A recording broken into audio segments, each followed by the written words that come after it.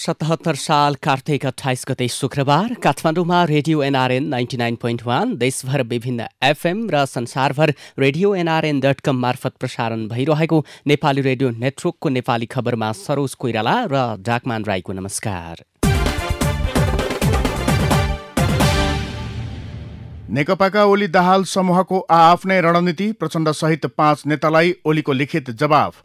आर्थिक मितव्ययिताका लागि नयाँ कार्यक्रम लागू, राजदूतका लागि सिफारिस 3 जनाको नाम संसदीय समितिद्वारा सर्वसम्मत अनुमोदन, मेलम्चीको पानी नयाँ वर्ष 2078 सँगै आउने विश्वास लगायतका खबर आजका पत्रपत्रिकाको अघिल्लो पृष्ठमा छापिएका छन्।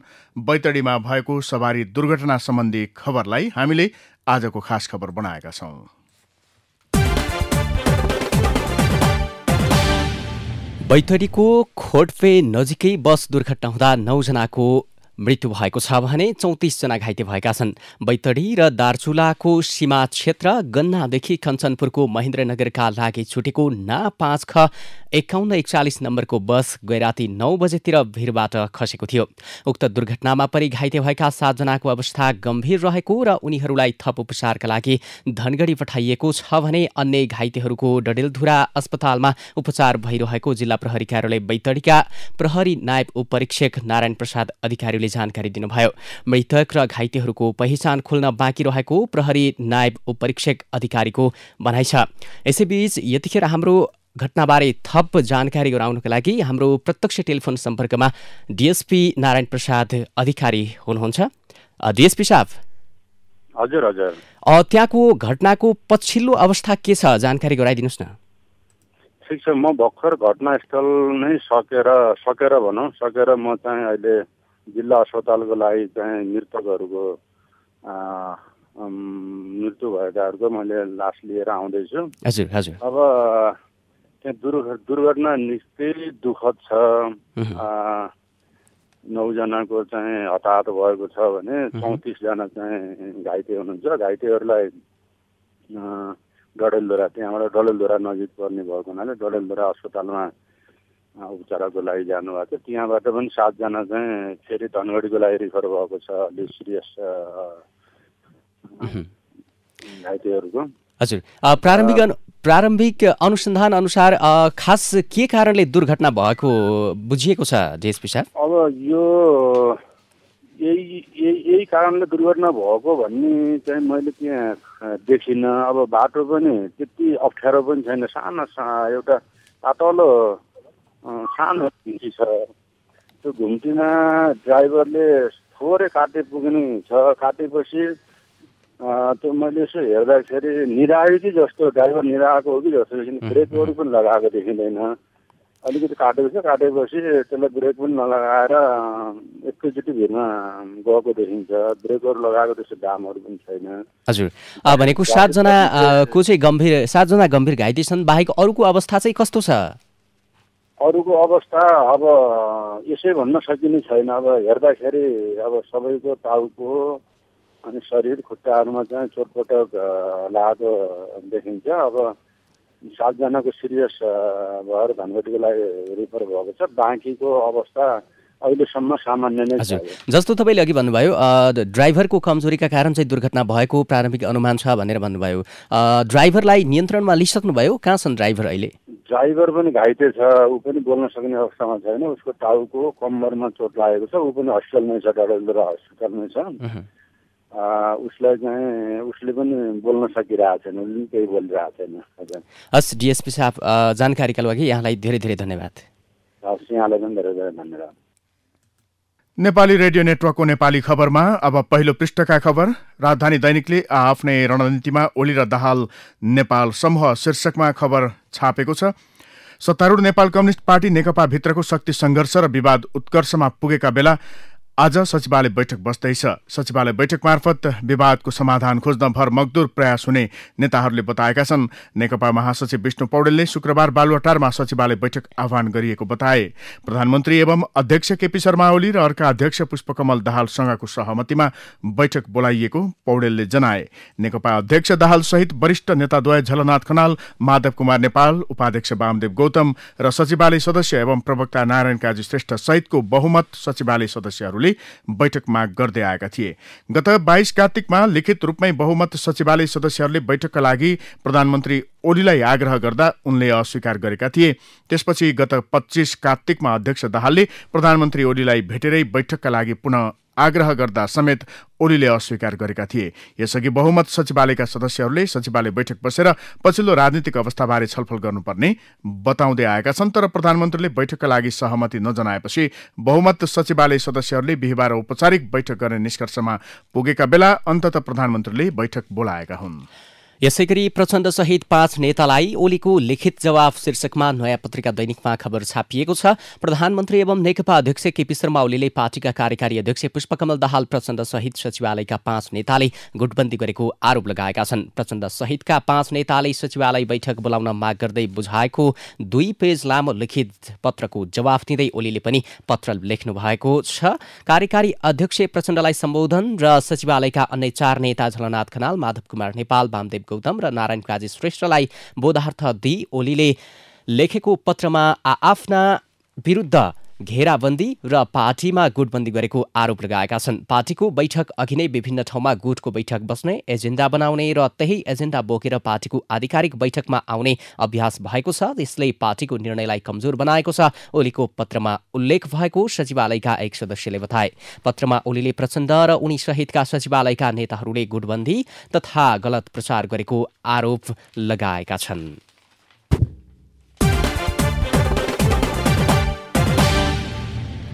आर्थिक मितव्ययिताका नयाँ कार्यक्रम लागू गोरखापत्रले खबर छापेको छ।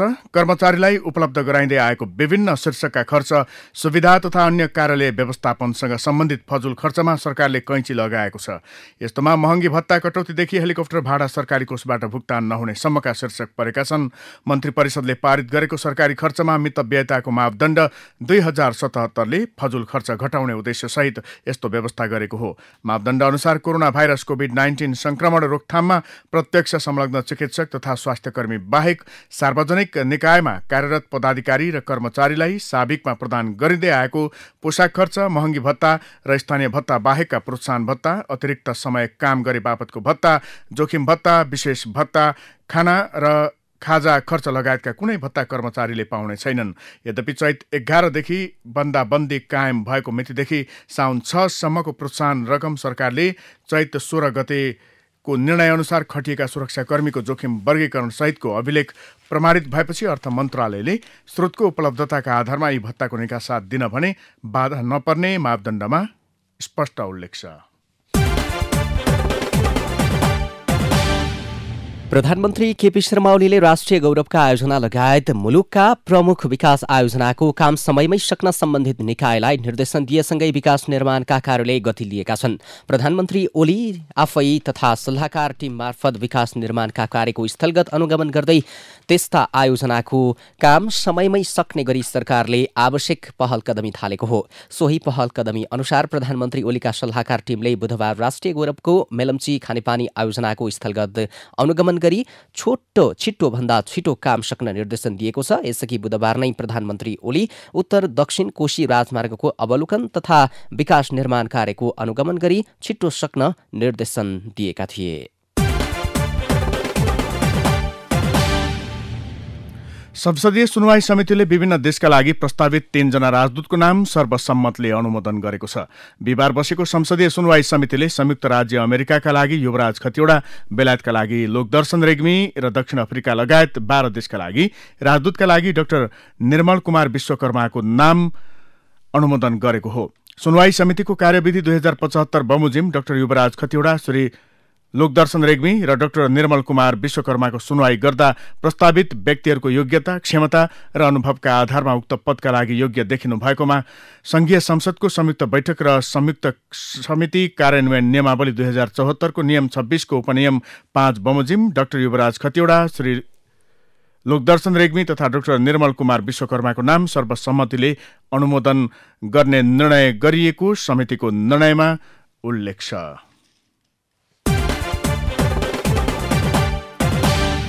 सरकारले कोरोना भाइरस कोभिड-19 संक्रमितको परीक्षण र उपचार निःशुल्क गर्ने निर्णय गरेको छ। मन्त्री परिषदका निर्णय सार्वजनिक गर्न बिहिबार मन्त्रालयमा आयोजित पत्रकार सम्मेलनमा सो जानकारी दिइएको हो। सञ्चार तथा सूचना प्रविधि मन्त्री पार्वत गुरुङले नागरिकको स्वास्थ्य उपचारलाई सरकारले पहिलो प्राथमिकतामा राखेको चर्चा गर्दै कोभिड-19 संक्रमितको परीक्षण र उपचार सरकार मातहतका अस्पताल एवं प्रतिष्ठान मार्फत गरिने जानकारी दिनुभयो। त्यसका लागि सरकारले प्रदेशगत रूपमा आवश्यकता अनुसार विभिन्न अस्पतालमा अक्सिजन प्लान्ट स्थापना गर्ने प्रक्रिया शीघ्र सम्पादन गर्ने निर्णय समेत गरेको छ। प्रवक्ता गुरुङका अनुसार सरकारले उपप्रधानमन्त्री एवं वामपन्थी नेता चित्रबहादुर केसीको सम्पूर्ण उपचार खर्च पनि सरकारले बेहोर्ने निर्णय भएको छ। नेपालमा 19 वर्षपछि पेट्रोलियम भण्डारण क्षमता विस्तारको काम सुरु भएको छ। 2058 साल यता पेट्रोलियम पदार्थको उच्च माग बढ्दै गए पनि भण्डारण क्षमता बढाइएको थिएन। पहिलो पटक 19 वर्षपछि निगमले आफ्नै लगानीमा पेट्रोलियम भण्डारण क्षमता विस्तारको काम सुरु गरेको हो। पोखरा स्थित निगमको प्रदेश कार्यालयको परिसरमा रहेको 77 रोपनी जग्गामा निर्माण कार्य सुरु गरिएको छ। बिहिबार उद्योग वाणिज्य तथा आपूर्ति मन्त्री लेखराज भट्टले पेट्रोलियम भण्डारण क्षमता विस्तार कार्यको औपचारिक रूपमा शिलान्यास गरेका छन्।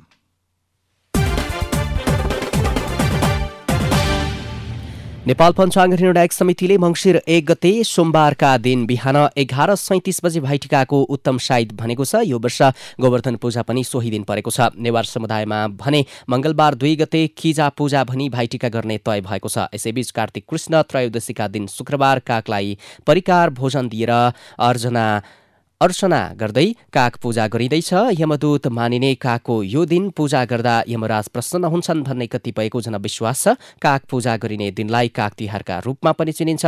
यही दिनदेखि 5 दिनसम्म यमराज मर्त्यलोकमा विचरण गर्न आउने हुँदा यसै दिनदेखि यमपञ्चक मनाइन्छ।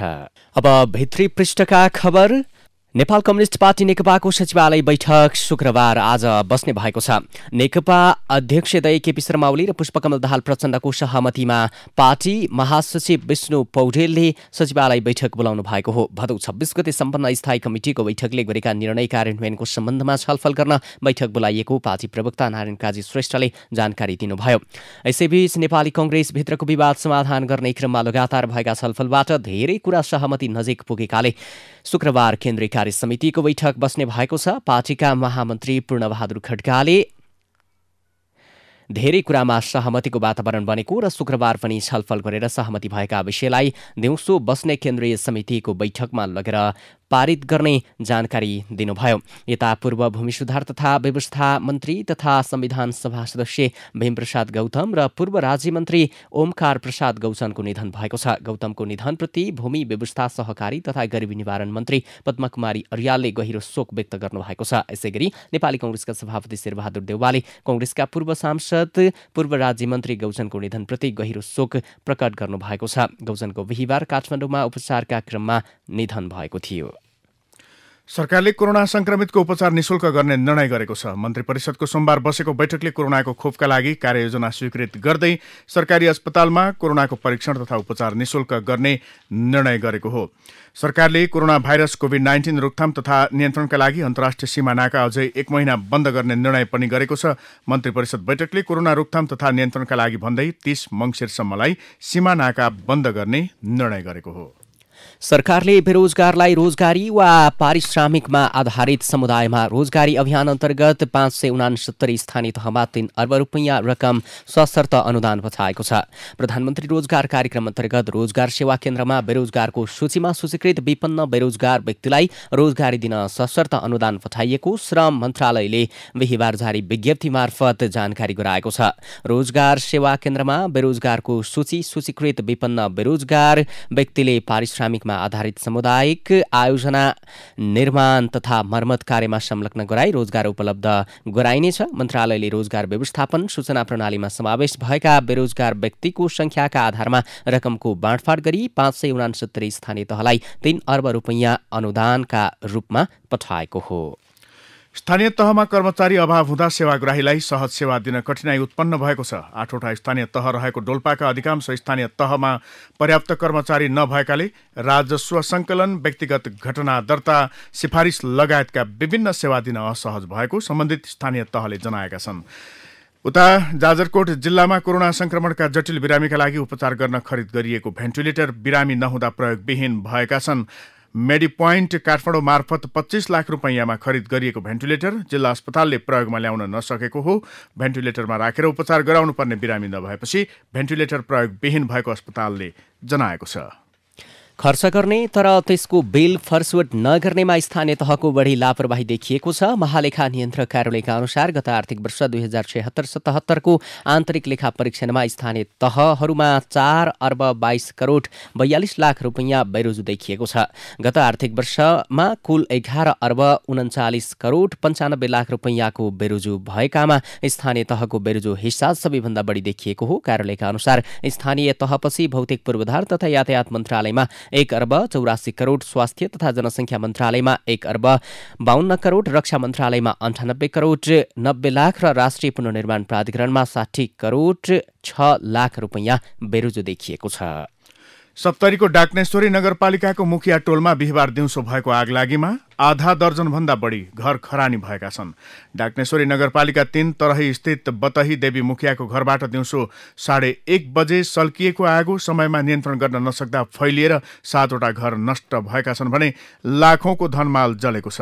स्थानीय बासिन्दाका अनुसार टोलका बालबालिकाले पटका पड्काउँदै गर्दा उडेको आगोको झिल्काले बतही देवीको फुसको घरबाट आगो सल्काएको हो। आगलागीबाट करिब 15 लाख मूल्य बराबरको क्षति भएको प्रारम्भिक अनुमान गरिएको इलाका प्रहरी कार्यालय पातोले जनाएको छ। कोरोना संक्रमण जाँचको लागि गरिने पीसीआर परीक्षणको नतिजा नमिल्दा राष्ट्रिय ध्वजवाहक नेपाल वायु सेवा निगमलाई हङकङले उडानमा रोक लगाएको छ। यही कार्तिक 25 गते काठमाडौँबाट हङकङका लागि उडेको निगमको जहाजमा रहेका यात्रुको त्यहाँ पुनः पीसीआर परीक्षण गर्दा 16 जना पोजिटिभ देखिएपछि हङकङले केही दिनका लागि उडानमा रोक लगाएको हो। तिहारको समयमा विद्युत आपूर्ति पर्याप्त रूपमा हुने नेपाल विद्युत प्राधिकरणले जनाएको छ। विगतका वर्षमा लक्ष्मी पूजाका दिन अत्याधिक विद्युत माग हुने गरेकामा यसपटक भने सामान्य दिनमा भन्दा अझै कम विद्युत खपत हुने अनुमान गरिएको छ। तिहारका बेला विद्युत उपलब्धतामा कुनै कमी नआउने र ग्राहकलाई अविच्छिन्न रूपमा विद्युत उपलब्ध गराउने प्राधिकरण व्यवस्थापनले जनाएको छ। 10 वर्ष अघिसम्म काभ्रेमा झाडा पखला, निमोनिया, टाइफाइड लगायत सरुवा रोगका रोगीहरूको संख्या धेरै रहे पनि पछिल्ला केही वर्ष यता काभ्रेमा नसर्ने रोगका रोगीको संख्या बढ्दै गएको छ। स्वास्थ्य कार्यालय काभ्रेले विगतका वर्षहरूमा जिल्लामा सर्ने रोगहरूका बिरामीको संख्या उल्लेख्य भए पनि पछिल्ला वर्षहरूमा जिल्लामा सर्ने रोगभन्दा नसर्ने रोगका रोगीहरूको संख्या बढ्दै गएको जनाएको छ। अब विदेशका खबर। भारतमा कोरोना भाइरसबाट संक्रमितको संख्या पछिल्लो 24 घण्टामा 47,905 जना रहेको भारतीय स्वास्थ्य तथा परिवार कल्याण मन्त्रालयले जनाएको छ। यो सहित भारतमा कुल संक्रमितको संख्या 86,83,000 पुगेको छ। विगत 24 घण्टाको अवधिमा 550 जनाको कोरोना भाइरस संक्रमणबाट मृत्यु भएको छ। भारतमा यो सहित कुल मृत्यु हुनेको संख्या 1,28,121 पुगेको छ। कोरोना संक्रमित मध्ये निको हुने दर निकै राम्रो रहेको भारतमा हालसम्म 80,86,000 व्यक्ति संक्रमण मुक्त भएका छन्। भारतमा अझै पनि सक्रिय संक्रमितको संख्या 4,89,294 रहेको छ। विगत 24 घण्टामा 5,363 जना कोरोनाका नयाँ संक्रमित थपिएका छन्। अब खेल र खेलाडीका खबर। जति उमेर ढल्कँदो छ त्यति नै आधुनिक फुटबलका हस्ती क्रिस्टियानो रोनाल्डोको गोल गर्ने क्रम बढ्दो छ। यसको अर्थ age is just a number जस्तै भएको छ। इटालियन क्लब युभेन्टसका 35 वर्षीय फरवार्ड रोनाल्डोले गत शनिबार लाजियो विरुद्ध खेलमा चोट बोक्दै मैदान छाडेका थिए। त्यसैले यो साता हुने एक मैत्रीपूर्ण खेल र नेसन्स लिगका 2 खेलका लागि टोलीमा नसमेटिने हुन् कि भन्ने चासोको विषय बनेको थियो। तर रोनाल्डोलाई राम्ररी बुझेका प्रशिक्षक फर्नान्डो सान्तोसले उनकै कप्तानीमा टोलीको घोषणा गरेका थिए। अब कला र साहित्य सम्बन्धी एउटा खबर। विगत 4 दशकदेखि निरन्तर आयोजना गरिएको हास्य व्यङ्ग्यात्मक कार्यक्रम आलु पार्टी यस वर्ष अनलाइनबाट गरिने भएको छ। कोरोना संक्रमणका कारण भेला हुन नमिल्ने भएपछि अनलाइनबाट कार्यक्रम गर्न लागि आयोजक पक्षले जनाएको छ। काग तिहारका दिन आलु पार्टी कार्यक्रम गरिन्थ्यो। कार्यक्रमको तयारी पूरा भएको आयोजक पक्षले जनाएको छ। अब विचार विश्लेषणको पालो। गणतन्त्रका लौह पुरुषहरू शीर्षकमा कृष्ण मुरारी भण्डारीको विचार आजको गोर्खापत्रमा छापिएको छ।